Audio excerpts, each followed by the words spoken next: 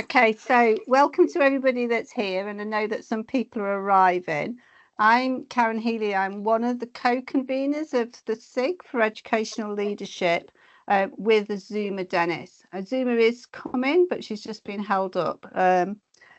So we're very pleased that you've joined us today, and welcome our presenters, particularly, who not only have agreed to present, but actually designed this event in which we explore typologizing in, around, and for the field of education management, administration, and leadership. Here, researchers from University of Manchester's Critical Education Leadership and Policy Research Group explore how they've used typologies in their research. So I'm now going to hand over to Professor Helen Gunter, who inspired us all to start the presentations. No, that's okay. Thank you so much, Karen. It's much appreciated. Colleagues, welcome this afternoon. It's great to see so many people that colleagues at Manchester know and have networked connections with. So you're all very welcome. I'm opening this afternoon's session by providing an overview regarding typologies and typologizing around the email field. So Karen, can we have the next slide, please? And in doing that, I'm approaching it from that wider background that I've pioneered in my work regarding knowledge production within the field, for the field, and about the field. And it really is a very busy place, and one that I'm excited to be involved with and to know and discuss it with colleagues who are here today. And I'm very much interested in what I've come to call the 4Ks, the knowledges that we have. In other words, what do we already know in our field regarding what we call a form of typology, really, is email. What we already know regarding management, administration, leadership, are they distinct? Or are they just renamed versions of the same thing? So what's the canon in the field, the knowledges? How do we actually know it? What are the forms of knowing or knowings within the field regarding the methodologies and methods, from opinions and beliefs through to major randomized controlled trials, for example? And who are the knowers in the field? Who knows about this? From people who are doing the job, like ourselves. We do it every day within higher education, within nurseries, schools, colleges, and so on. And through doing the job, we do come to know through experiential learning. And there's been a lot of research into that with interviews with colleagues, from people in classrooms through to ministers and permanent secretaries, of which Peter Ribbins and Brian Sherratt have been field leaders. So the sense of who the knowers are in terms of practice, but also knowers in terms of research and ways in which we come to know through deploying our different ways of knowing. And then how do people demonstrate that they know it? The kinds of knowledge abilities through, for example, our deportment, our clothes, the artifacts that we decorate ourselves with or decorate our offices with, the idea of having a particular office in a particular part of a building that demonstrates what your knowledge abilities are. Next slide, please.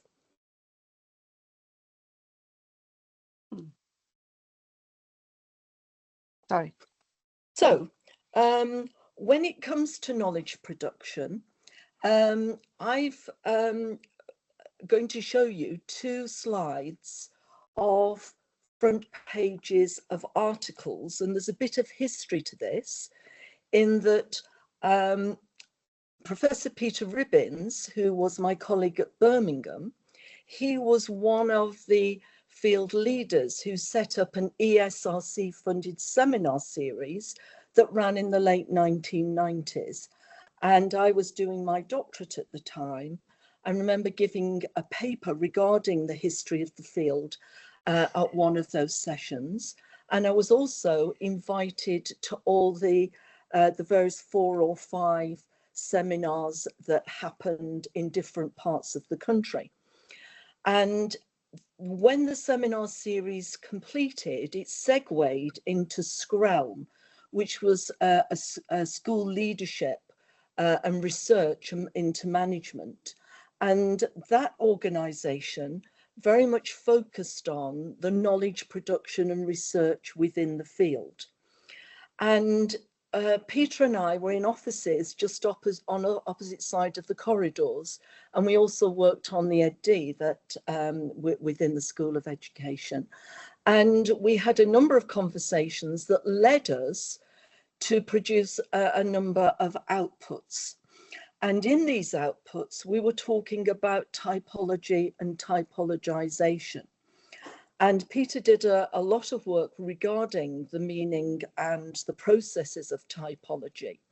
Now, this first article is in the what was EMA, and then when Belmas added leadership to the title, it added it to the title of the journal. So it's EMA, where we were looking at mapping of leadership studies, and we were working on a typology of knowledge domains. And I think the towards is really important, because I don't think that we ever claimed that we'd actually completed it and sorted it and got the definitive map. And in fact, I'm so pleased about that, because I'm still working on it in many ways. And it still matters an awful lot to the kind of things that are on my desk. Next slide, please, Karen. And the second article I've chosen to show you is one from the BJES, which is the Journal of the Society for Educational Studies. And again, we were looking at the field and studying maps and mapping studies. And again, we referred to the typology process. Now, when we look at those articles, and it was really good to have the opportunity to go back to them and think them through and consider the kind of work that we were doing now and the way in which Peter and I continue to connect with our work, but have also diversified in particular ways, which is probably a subject for another conversation. But I think that what these 2 articles reminded me about is that one way of thinking about typologies is how we bring description, understanding, and explanation to our data and of our data and about our data through typologies.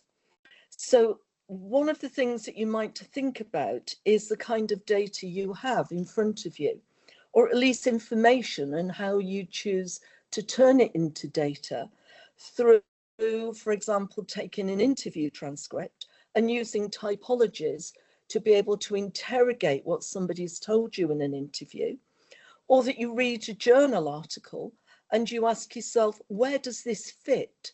How do I understand this author and their work and the various projects reported in this article or this book? And how does it connect with other authors and other projects? Getting a sense of understanding and meaning and explanation. Or you might even look at a website such as a DFE website. And there's an awful lot of data on there, for example, about school autonomy in different types of schools. And therefore, you might want to use typologies to try and understand how the DFE is typing the school landscape and the way in which it's presenting its meaning and its understanding to the world.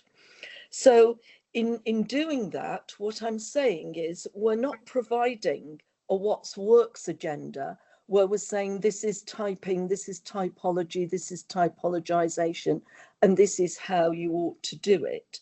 What we're presenting this afternoon is how we've thought about this issue and how we've used it. And in doing so, we recognize that it is dynamic, that we're taking a critical approach in the sense that we don't sit and rest and say, there, we've done it, that's it. The more we do it, I think the more we're troubled by it, and the more, in Jill Blackmore's terms, we would want to trouble it. both as an idea and a way of doing it, and in terms of the outcomes. And for those of you who are doing projects, whether that's at doctoral level or postdoctoral, then you'll know that whatever you decide to do in terms of conceptualizing a project and delivering on a project, that you will want to question it and develop those ideas. So what we're trying to do is think about how we use this, probably in different ways to how we use typologies in everyday, in our everyday lives, you know, that we're trying to think about this methodologically regarding how we make sense of data and create patterns and understandings and meanings. And that therefore requires us to do some sorting and the development of meaning and critical meaning at that. And we can take, following Peter's analysis, we can take tight approaches where you can have a clear group with clear boundaries, and we can have looser approaches. There are much more like classifications or themes. And tight approaches can be mutually exclusive, whereas loose approaches tend not to be. It's a question of where you put borders and how strong or defensive those borders are. And of course, in doing all of that, we can produce real or constructed types regarding how we make sense of data. We can theorize, think out loud, develop our ideas. On the other hand, there may well be ideal types that other researchers have presented as a way of making meaning and explanation. And of course, probably one of the most famous ones of those for our field is Weber, and how he presented charismatic, traditional, rational, legalistic administration. And of course, those of us in the field very often go back to Weber and consider those ideal types and the ways in which they are helpful, and we gain things as a result, and ways in which they actually obscure and perhaps don't allow us to understand the practices and research in regard to our field. And I think in regard to the approach that Peter and I took, and certainly I think it's one that I found most useful, is to do realistic approaches, loose approaches that are thematic. Karen, could you give me the final slide, please?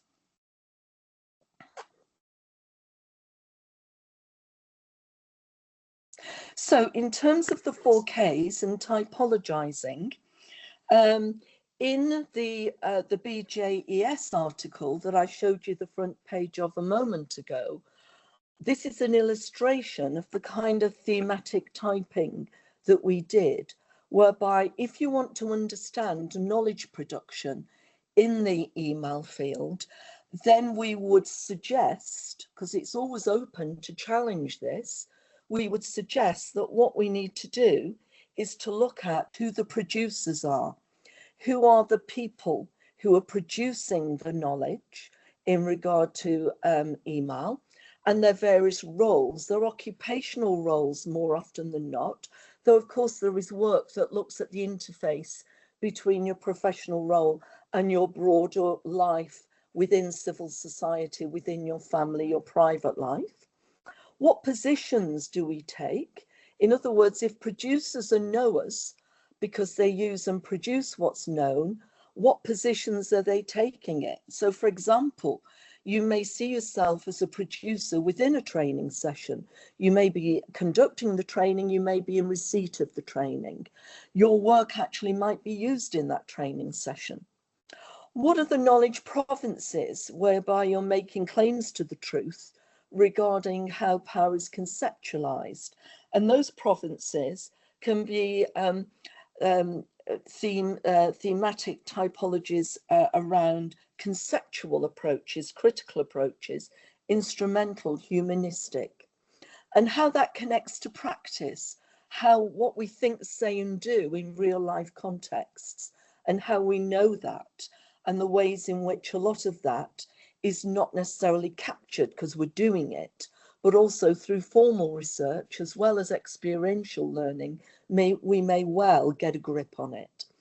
What are the processes that we're using in research? The kinds of observations, interviews, diaries, and so on that generate and legitimate what's known. And then ultimately the perspectives. When we interplay producers and positions and provinces, practices and processes, that interplay actually does generate perspectives. And of course, this afternoon, we are presenting a perspective in regard to our work around typologies. But of course, you can think about how that might operate in regard to other research. So that's what I wanted to say this afternoon to introduce this. And I'm now going to hand over to Professor Steve Courtney, who's Professor of the Sociology of Educational Leadership at the University of Manchester. Over to you, Steve. Thank you very much, Helen.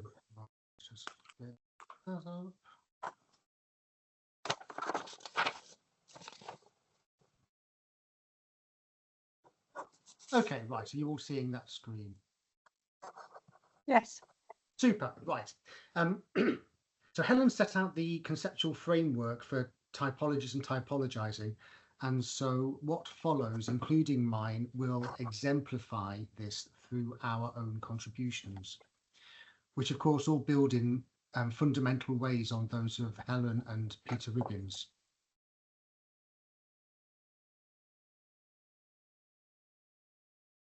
So all typologies, therefore, do aim, as Helen says, to capture, frame, and simplify social reality. Capture is an important word because it's not depict, it's not represent. You are necessarily choosing selectively a part of it to focus on. That is part of what locates the typologizer, which is that sentence at the bottom of this screen. This is basic sociology, the act of intervening into the social world to describe it and to explain it. Also says a great deal about you as a researcher. In framing, we are choosing a particular perspective through or lens through which to do that typologizing work. And so typologizing is an act of analysis, fundamentally. Social reality, of course, is too big to fully depict, and so it is inevitable that simplification is an integral part of that. Necessarily, there are omissions, and they are useful omissions, because what we want to end up with at the end is a typology which is useful. There's no such thing as a correct or incorrect typology. I mean, I say that now, my PhD students are challenging me, aren't they? They present me with something and I can't say it's incorrect. Right, there may well be an incorrect typology, but they're more likely to be not useful. And where their usefulness resides is in how they capture actors' identities, practices, and the institutions that these give rise to, and which also structure those identities and practice. The examples that I'm going to talk you through now very briefly, two examples. I'm going to start with institutions, perversely, because it's number 3 on my list. And the second one captures identities and practices together, because I don't see that there's a hard line between those two.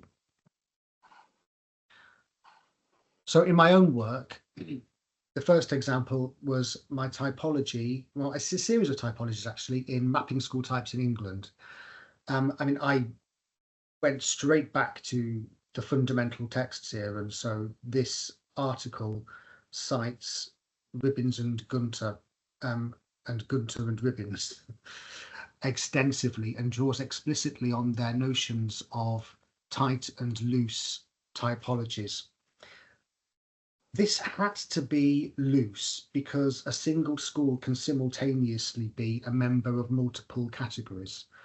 And in fact, the terrain was so vast that I ended up typologizing according to 5 different perspectives: legal status, curricular specialism, pupil selection, academy, and what I called multi-school. It was a growing area at the time, but we didn't quite have the absolute dominance of multi-academy trusts then. it was still possible to see umbrella trusts. Federations were a bigger part of the scene then. But I must say that fundamentally, the actual types identified still hold. Some of them have grown in importance and some of them have waned. But I don't think we've got any new ones, and I don't think any have completely disappeared. So this was a fascinating enterprise in terms of typologizing, because it was just one of those times when one typology wouldn't do. It was just too big. I won't say too much about this because my experience here was also shared by someone who's going to be speaking soon, so I shan't go on about that. At the end of this article, though, I stepped back and looked at the whole terrain again through two different lenses: the lens of branding and something else, which showed me the difference between a typological dimension and an analytical lens. You can very easily see the whole terrain through a lens. It gives you a certain perspective on the whole terrain. Typologizing does not do that. It doesn't aim to do that. It's aiming to create these ideal or descriptive types that together make up, through accretion, an impression of the social world. So the landscape of schooling provision was important because it was my working theory that would in some way influence the types of educational leader identity and practice that was located within these sorts of schools, which in some ways turned out to be and in other ways didn't. The second and final example that I want to draw on is quite different. It is a tight typology in the sense that ideally people would not fit in more than one category. Helen talked about Weber, and I was bearing in mind his words when he constructed his ideal types. He said it's absolutely normal. I'm paraphrasing, I can't see the quote because I've got this in full screen. It's absolutely normal that in real life you wouldn't see any of these three types that I've constructed in their pure form. That's not the point. The point isn't to identify real people. It is to illuminate a phenomenon. And that's exactly what this is. It was a much more complex typology. What I did was take the dimensions of leader stability and subject reflexivity concerning leadership. For leader stability, I wanted a spectrum. And you can't really have a spectrum in typologies unless you want it to go on forever. And so that's a spectrum consisting of, let's face it, 2 columns. And so where you have a more stable leader identity, I drew on Alistair McIntyre's work with Ruth McGinnity here to develop his idea about the manager as a character. He drew on Japanese No theatre and English, Italian medieval theatre, where there were stock characters that would be instantly recognizable to the audience. And McIntyre developed that to say that there were equivalent, analogous roles that were morally inflected in contemporary society. And he had the manager as one of them. So Ruth McGinnity and I updated that to posit the leader as a character. In other words, there's a set of attributes that are recognizable to people before as followers, but also as potential leaders. So that when they become appointed to the role, they step into the character, which influences their agency and also how people perceive them. It changes expectations of their activities. On the other hand, it's possible to draw on Raylin's and others' ideas about leaderfulness as practice, where leaderfulness is not located in role holders and instead is much more focused on what is done. Now, all of these things can be interplayed with the degree to which one accepts or rejects these labels.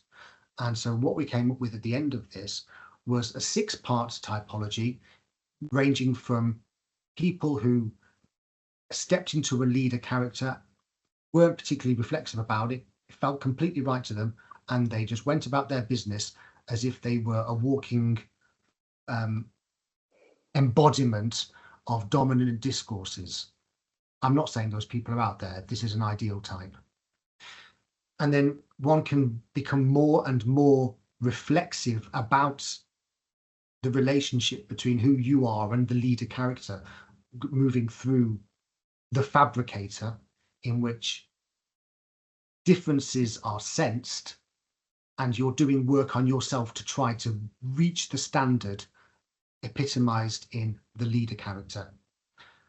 Through to the troublemaker, where you see a difference and you don't care, you want to change the world. It's actually the leader character that has to change, not you. You're not the problem. Moving over into the leaderfulness as practice, Ruth and I drew heavily on Hegel's idea of identity as a communally shared enterprise rather than a subjectively claimed one. And so there are people out there who end up being called leaders and who have no idea about it.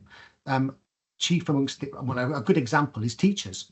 Teachers can be going about their business, enacting professional agency and influencing people simply through their pedagogical influence, and that has been repackaged as teacher leadership. And so there are a load of professionals out there being called teacher leaders who have no idea about it. And so that's why they're minimally reflexive, because how could you be reflexive about something you didn't know had been imposed upon you?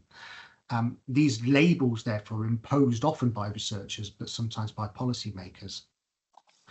And I won't go through all of those, but right through to the very end, you can be super reflexive and critical about the fact that that has happened, to the extent that you're never going to be in a leadership role because you see huge problems with the fact of that label and the roles, and you don't see how it's going to enable you to move practice forward in a way that benefits education and the people who are learning. And so for that reason, they are positioned as leaderfulness as practice and critically reflexive. So this is an example of a sort of typology that can be really very intensively conceptualized, drawing on lots of intellectual resources from across multiple fields. That subject reflexivity comes from Anne Cunliffe and organisation studies, for example. So it's really important to look beyond educational leadership for our inspiration in this regard. And I will end it there and wait for questions at the end. Thank you very much.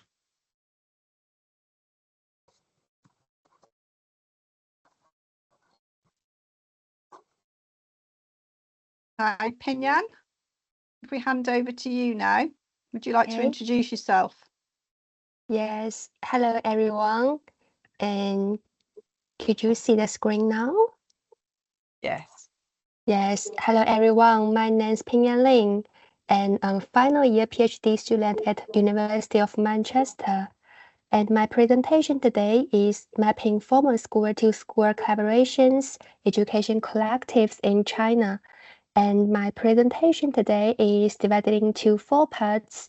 They are background information, how to map education collectives, typologize by differentiating dimensions, and conclusions of this research.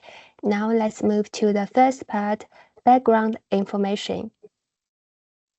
The wave of school system reform, known as the global education reform movement, has swept the world, engulfing China as well. Equity and quality are 2 keywords in this reform of China's education system. However, it's hard to achieve these 2 purposes only by relying on one school's individual efforts and qualities. So, education policymakers have turned their eyes on the whole system reform. This involves focusing on narrowing the gap between high-performance and low-performance schools across the system. Schools are increasingly collaborating to meet this challenge, either spontaneously or under government instruction. Accelerating reforms has produced diversity and intensity in forms of collaboration. inter-school collaboration is no longer limited to superficial resource efficiencies such as teaching resources, technological infrastructure, but extends to the establishment of multifunctional partnership. Former school groupings known as education collectives have gradually become widely practiced forms of school-to-school collaboration in China. So, what is education collective? Here, I will give you a definition. Education collectives refers to the local prestigious primary or middle school as the initiator or founding institution under the leadership of the local education administrative departments to cooperate with the local weak or relatively weak school, or even starting a new school, so that the former can support the latter. And in 2002, Hangzhou Education Bureau established the first education collective. And during the past 22 years, Education Collective has changed from a novelty to a major path. School autonomy, but after a thorough review of the literature on EC reveals three associated research foci. They are school improvement, school autonomy, and student performance.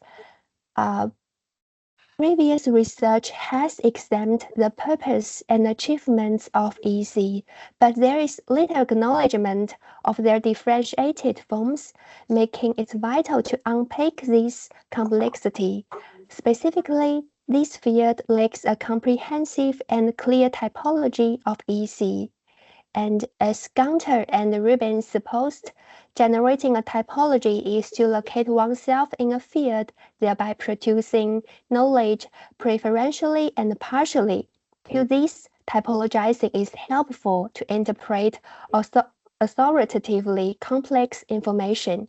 So my research aims to illuminate how education collectivization and school-to-school collaboration have been promoted and operationalized in the Chinese context, and what this reveals about the functions of ECs as structures instantiated within a particular time and place. And following and building on Courtney's mapping of English provisions, schooling provision, my study locates primary and secondary school EC within the policy landscape. The image of landscape can suggest the large scale and wide distribution of the EC, and implicitly indicates its highly decentralized and localized characteristics. And mapping EC in China is not simply a taxonomic exercise, and following Gray's policy scholarship approach, is a critical engagement with the history and the context of school-to-school collaboration in China. So that's the background of my mapping work. Then I will move on how I map education collectives in China. And this study uses the metaphor of Chinese landscape painting as an exploratory tool to conceptualize the landscape of China's primary and secondary EC. And in Chinese, landscape refers to shanshui, which is literally translated as mountain and water. Mountain and water are two of the most iconic elements in nature, and their combination is considered harmonious and equilibrated. And I associated the landscape painting with EC because its rich connotations allows me to capture the seemingly numerous and ever-changing Chinese educational terrain. And I listed features of Chinese landscape painting. Some features have informed the overall approach and methodology of this study, while others are used to structure the typology. And here I will briefly explain them to you. First, Chinese landscape painting can be used as an ethical scale of aesthetic and virtue, and it's also reflected in the current purpose of education and ethos as well as missions of running the EC in China. Because Chinese policymakers regard foster virtue through education as one fundamental task of education. And second, the process of landscape painting's creation highlights the subjectivity of the painter in depicting the natural landscape. That is to say, the imaginary presented by landscape painting are not necessarily realistic, but constructions of reality, exploring what painters thought about reality. And these features enables me to project it into the EC landscape through our personal subjective analysis of Chinese education. And third, landscape painting aims to portray broader patterns of meaning.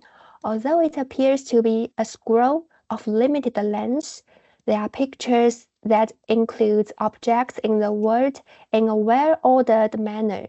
Hence, when painters organize the mountains and the rivers in the scrolls, they are inclined to use concepts such as priority, distance, and size. They are analogous to human order as a way of laying out the landscape scenery. And the principle of three distances proposed by Guo Xi echoes and elaborates on this feature. And according to Guo Xi, there are three distances when drawing and viewing a landscape painting. From the bottom of the mountain to the top of the mountain is upper distance.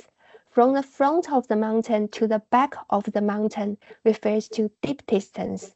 Viewing from the nearby mountain to the far mountain is called level distance. And three distances is a kind of perspective that puts the nature seen from various viewpoints in the same work. And these three distances are complementary to each other and each equally important.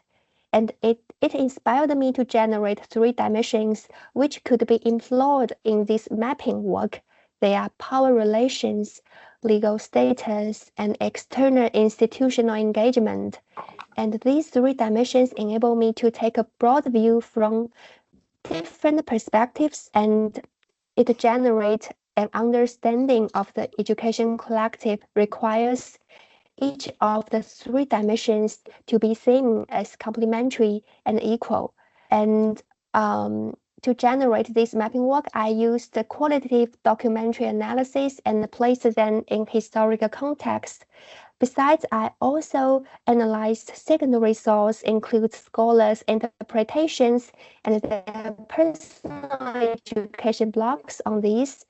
And in the third section, due to time limits, I will just share one section concerning EC types by power relations. And this table shows how to use the dimension of power relations to typologize ECs.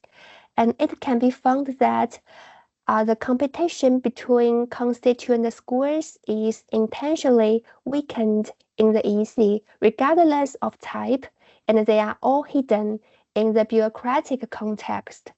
And overall, this research makes pioneering use of Eastern concepts and metaphor to think through and elucidate the process of typologizing.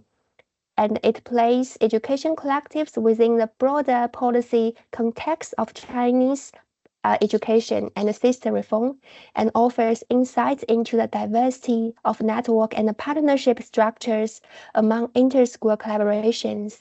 And that's all. And thank you for your sharing. And after, thank you for my listening.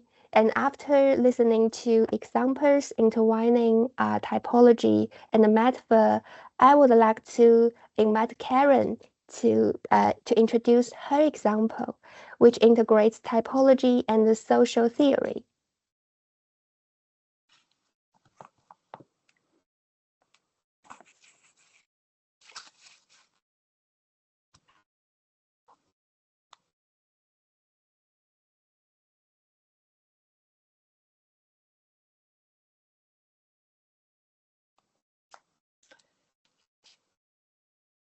Karen, you are muted.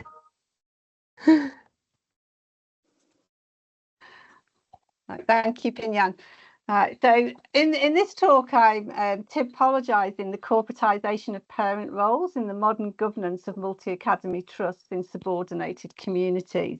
And I'm drawing on my study data, which is from my doctoral study, located in 3 multi-academy trusts.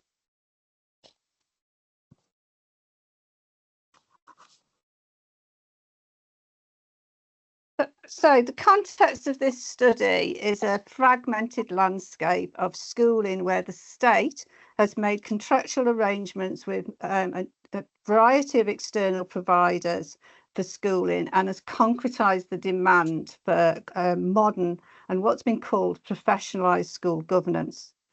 It's based on the principles of corporatisation, corporatism, such as efficiency, accountability frameworks, risk mitigation, and effectiveness in performance thresholds and measures. But alongside that, a multi-academy trust board calls for corporate actors who are also able to, or accountable at least, for having oversight of engagement with the communities that their academies sit within, and that includes the parents.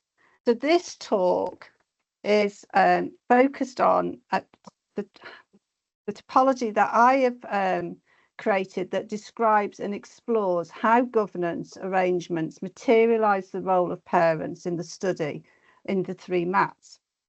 These arrangements are broader than the board's constituency and are concerned more with the wider body of parents than just the parent governor. So typologising in here for me was used in the study to interpret how participants, and that included the parents and the corporate actors, depicted the role of parents in the governance of MATs, in their descriptions and their narrative accounts of engagement. Here, types were described to be contextually meaningful in a corporatised field of state education. As a typology, it seeks, in Helen's and Peter Ribbons' words, to aid thought rather than replace it. It's there to ask questions of, and it's a simple system here of categorisation. In this way, parent types have been grouped to both describe the role, but also to illuminate differences and similarities.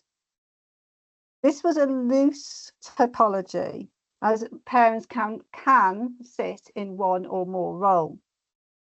In the context of corporatised field, I have in this study identified 6 types, which are products of corporatised governance, and they are also enablers of corporate activity in the governance of MATs. These types are the supporter, the provider, the monitor, the local civic expert, the mediator, and the partner. The supporter is a role expected of all parents. It's concerned with supporting the pedagogy approaches, the policy, the performance, and for some, fundraising as well within each MAT and the academy. Examples found in my study were concerned with supporting pedagogy in relation to reading, which may be phonics, and attending phonics workshops to understand how to do this in the correct way and the preferred way. Or it may be about policy in supporting homework policy, attendance policies, or uniform policies. The provider is another role that parents were all expected to engage with and be. This involved providing opinion, metrics, resources and skills. Resources could be something as simple as something for the tombola stall at the summer fair that raised funds for the school and the academy, but also where metrics was concerned, it was about providing survey information and returns, right, that would support and justify decision making by the governance board. Such metrics were used to justify those decisions, but also to map trends of impact for external providers and evaluators. The other 4 roles of monitor, local civic expert and mediator and partner weren't expectations for all parents, and parents here were identified and invited and engaged with depending on the capital locally that they had. So, for example, the monitor were parents that trusts described as monitoring community opinion for them and community relationships, and provided information for them that would help them to manage risks locally. The local civic expert were parents who were local. They were well known within the community. They had an extensive knowledge of their community, and they were networked across their community. And these parents in this role actually provided MATs with a connection with that community, and built the capital of the MAT rather than the civic expert, the parent civic expert. The mediator were roles that worked on behalf of the school, the academy and the MAT, to secure support for governance decision making within that community.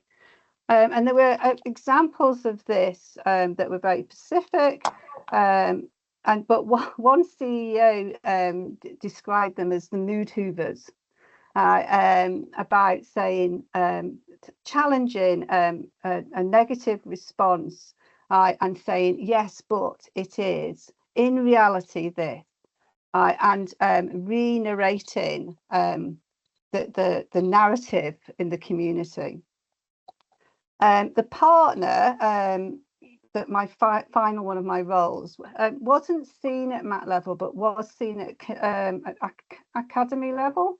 And these were parents that were invited really to engage with staff within the school, with leaders within the school, looking at how to operationalize policy that would help it work within that community. So it was taking the what works agenda and saying, yes, but how do we do it in this context, and getting those parents really to be part of the team that made it happen, but also ambassadored it, were guardians of it.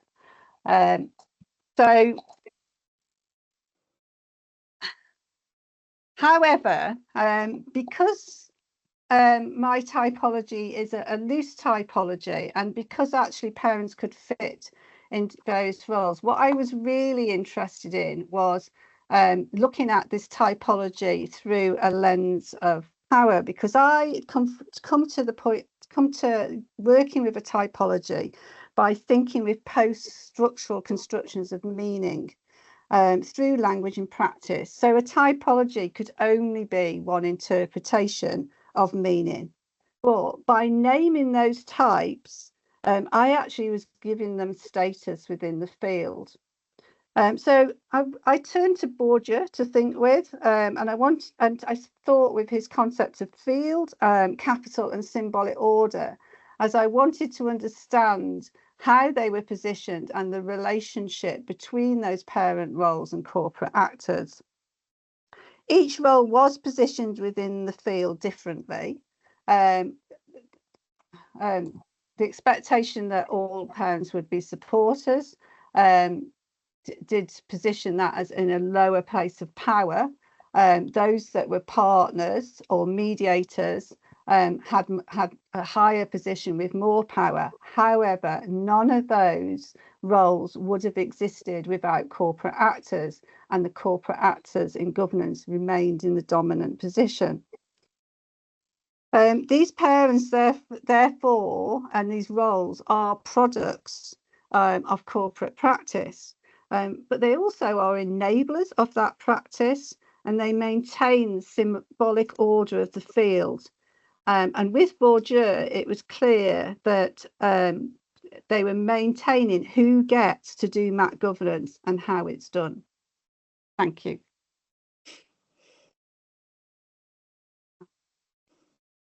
Just stop sharing.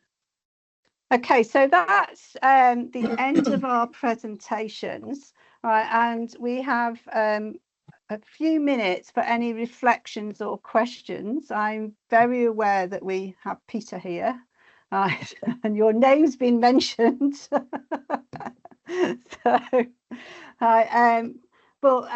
please anybody turn your mic on, put your hand up, right, for any questions of any of our presenters or any reflections.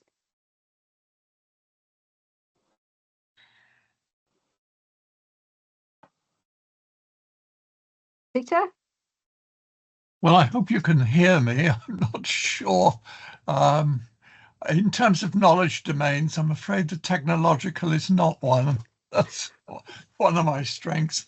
But it was lovely to revisit, as the four of you have, the notion of typology, and particularly the link with domains of knowledge in that, which Helen and I were very interested in right at the beginning. And as she said, when we wrote that first paper, we identified 5 main knowledge domains and tried to develop our analysis from that.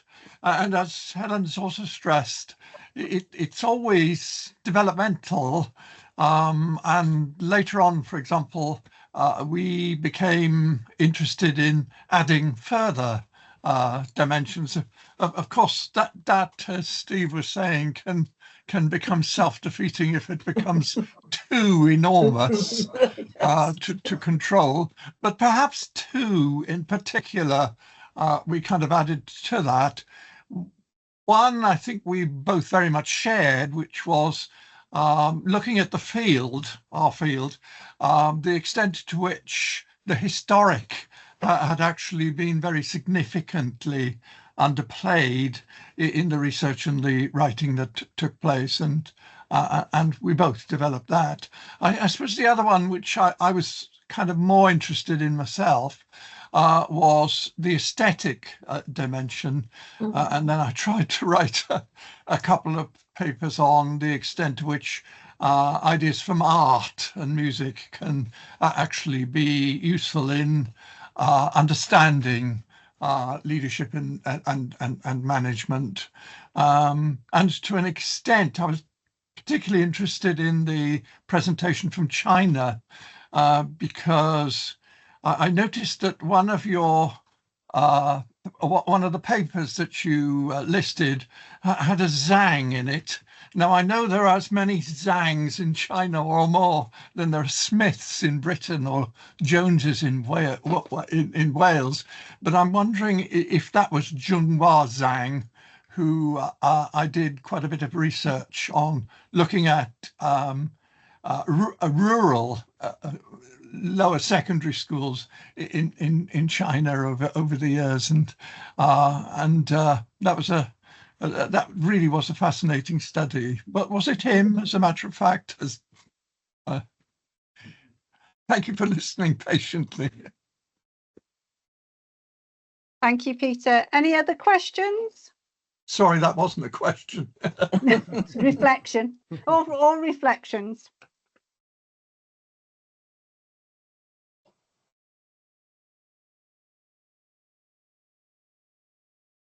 Right, I can't see everybody, so please shout out if you have.